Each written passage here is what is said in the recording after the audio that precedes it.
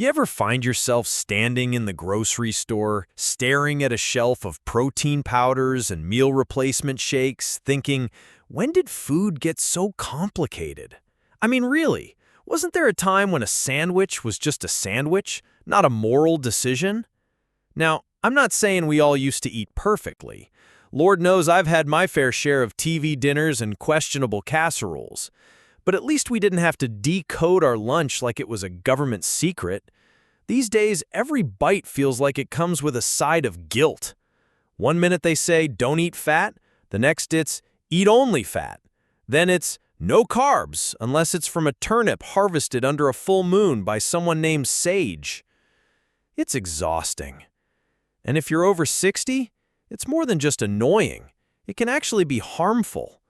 See, a lot of these trendy diets you hear about, keto, intermittent fasting, raw food, and whatever the newest miracle plan is this week, they weren't made for people whose joints click when they sit down or who've got a medication schedule that rivals air traffic control.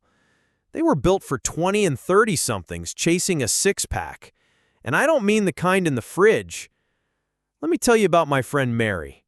Sweet woman, 73. Sharp as a tack, always smells faintly of lavender and fresh cookies. One day she decides to try that diet her granddaughter's been raving about, some high-fat, low-carb thing that promised to melt belly fat and reverse aging. Sounds magical, right? Well, after 2 weeks of bacon, butter, coffee, and no bread, Mary was dizzy, cranky, and couldn't remember where she put her purse, which, by the way, was in the fridge. I'm not kidding. She called me in tears saying, I don't even like bacon that much. I just want my oatmeal back. Now, here's the thing. When we were younger, our bodies could bounce back from just about anything. Fast for a day, eat a box of crackers, drink something suspicious at a barbecue. No problem. But once you hit your 60s and 70s, your body has different needs. It's like an old car. Still runs beautifully if you treat it right, but you can't just throw in any old fuel and expect it to purr. That's where these diets can get dangerous. They might start off okay. You drop a few pounds, you feel like you're doing something good, but then the side effects sneak in. Fatigue, digestive troubles, a mood that could scare off a squirrel. And the worst part? When it doesn't work long-term, you blame yourself, not the diet, yourself. That's not fair, and it's not right. Because what we need now isn't restriction, it's support. We need food that gives us steady energy, keeps our muscles strong, helps us think clearly, and lets us enjoy our lives. We need meals that we actually like. And we need to stop letting these trendy diets tell us that everything we've enjoyed for the past 70 years is suddenly wrong. I had lunch with a neighbor last week, Richard, 82, still wears suspenders, and believes mayonnaise is one of the food groups. He told me he tried going gluten-free because the internet said it was better. When I asked him if he felt any better, he said, not really, just hungry. Then he paused, looked around like someone might be listening, and whispered, I miss toast. You and me both, Richard. And that's what I keep coming back to. When food becomes something we dread, or something that makes us feel like we're failing, that's not health. That's a trap. And it's one we don't need to fall into, especially not now. You know, there's something really strange about how the word diet used to mean what we ate, and now it mostly means what we can't. Think about it. We used to talk about Grandma's diet being full of garden vegetables, fresh bread, and maybe a roast on Sundays. Nothing fancy, nothing extreme. But now it means counting almonds and feeling bad about eating a banana. I mean, come on. Whoever looked at a banana and said, danger? I once had someone tell me, bananas are full of sugar. And I said, so am I, and people seem to like me just fine. But that's where we are now. Everything is labeled good or bad, clean or dirty, allowed or off limits. And if you're a senior just trying to take care of yourself and feel halfway decent in the morning, the messages can get real confusing, real fast. Take intermittent fasting. Sounds fancy, right?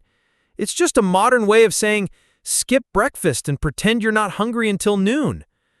But if you've got blood sugar issues or you're on medications that need to be taken with food, skipping breakfast isn't a cute little trend. It's a bad idea with a fancy name. I had a gentleman, George, tell me he tried fasting because someone at the gym, yes, George still goes to the gym at 75, bless him, told him it would reset his metabolism. I asked him how that worked out.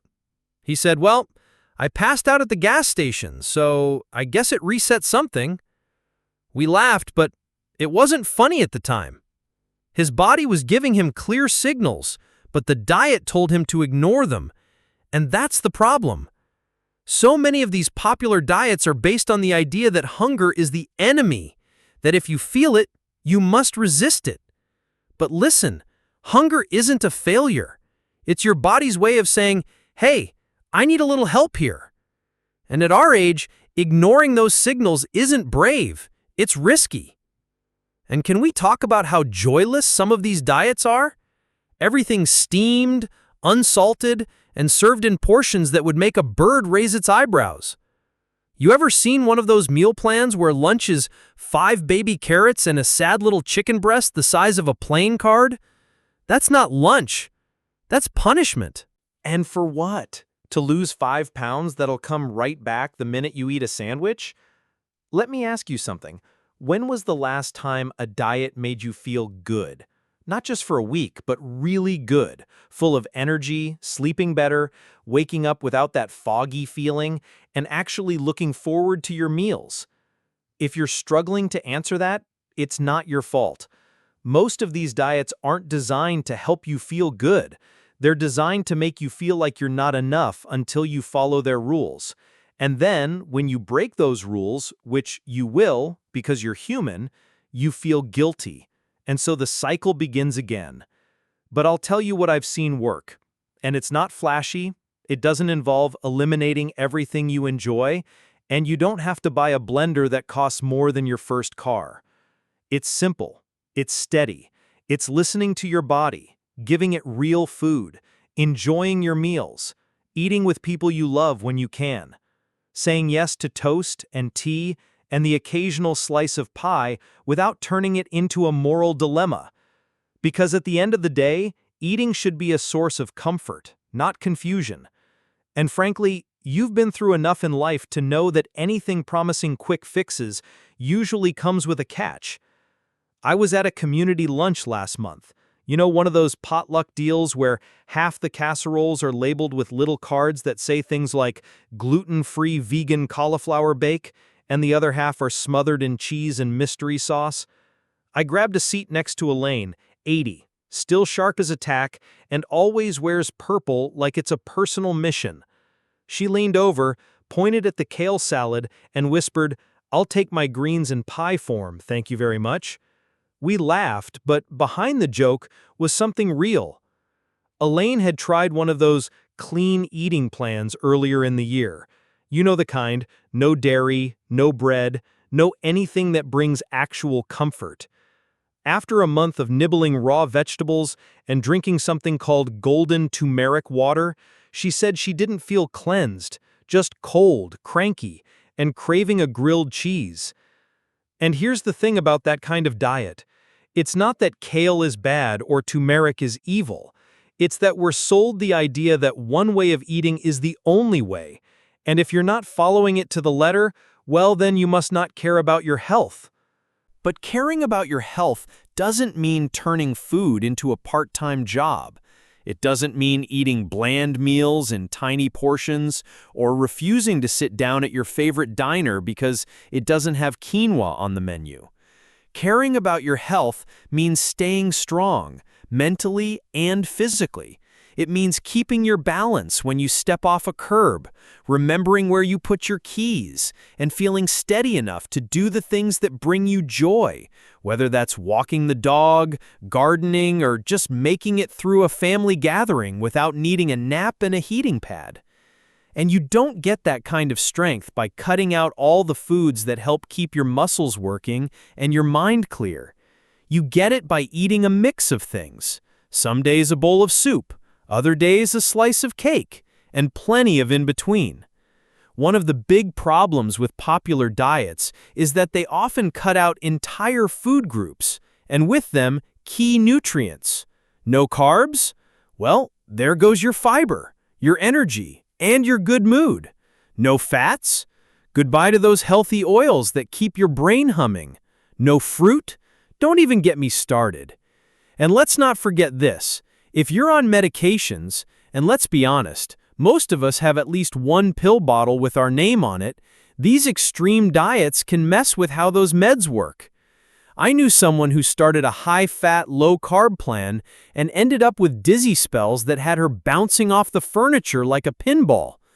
Turned out her blood pressure meds weren't playing nice with all the changes. But the worst part? When the diet didn't work out, when she went back to eating normally and gained back the little weight she lost, she felt ashamed, like she'd failed, like her body had betrayed her. I told her the truth. You didn't fail, the diet did. Because at this stage in life, the goal shouldn't be to shrink ourselves. It should be to support ourselves, to feel good enough to enjoy our lives, not just endure them. So when a diet tells you to cut out everything that makes your meals enjoyable, or promises to turn back the clock if you just drink this special green sludge twice a day, take a breath, and maybe take a pass. You've lived long enough to know that the best things in life aren't fads. They're the things that last, routines that feel natural, food that feels familiar, habits that actually fit into your real everyday life. And food should fit into your life, not the other way around. You know, every time I hear someone say, well, I started this new plan and I've already lost 5 pounds, I want to say, that's great. But did you also lose your joy, your strength, your ability to enjoy breakfast without a calculator?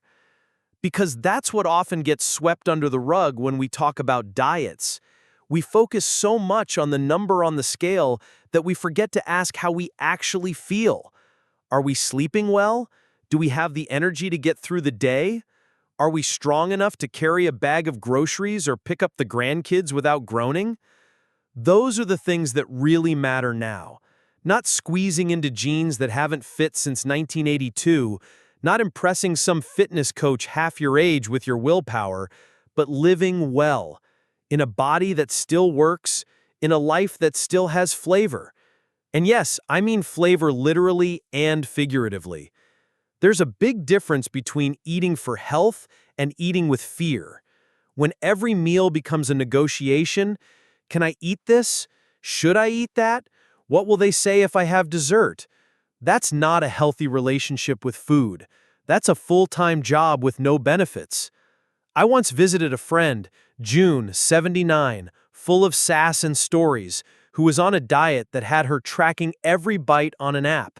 She spent more time tapping on her phone than chewing her food. I finally said, June, are you eating lunch or filing a tax return? She laughed, deleted the app, and said it was the best meal she'd had in weeks.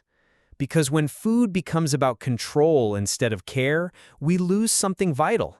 And at our age, we don't have time to lose joy over soup choices. Let's be honest, our bodies have been through a lot. We've weathered decades of trends: low-fat, high-protein, sugar-free, fat-free, gluten-free, guilt-full. And through it all, what's remained steady? The meals that make us feel nourished, grounded, and comforted. A bowl of soup with crusty bread, roasted chicken with carrots and potatoes, a soft-boiled egg and toast. Nothing fancy, nothing trendy, just real food, the kind that warms your bones and reminds you of who you are. And sure, it's fine to make little adjustments. Maybe less salt here, a bit more greens there, a walk after dinner instead of flopping onto the couch. Though, let's be honest, sometimes that flop is well-earned. But throwing out entire food groups? Following diets made for 25-year-olds training for a triathlon? That's not health. That's marketing. Here's the truth I want you to remember, and really take to heart. If a diet makes you feel miserable, hungry, isolated, or confused, it's not your fault. It's not that you didn't try hard enough or didn't follow it perfectly. It's that the diet wasn't made for you. And you, my friend, deserve something better. You deserve meals that make you feel good, not just in your belly, but in your heart. You deserve food that supports your body, not fights it. You deserve to eat with peace, not pressure. So let's let go of the fads. Let go of the guilt. Let go of the idea that health has to be complicated, expensive, or joyless. And instead, let's return to something simpler, something kinder, something that's been there all along. A table, a plate, a meal that feels like home. Now pass the rolls. I think we've earned them.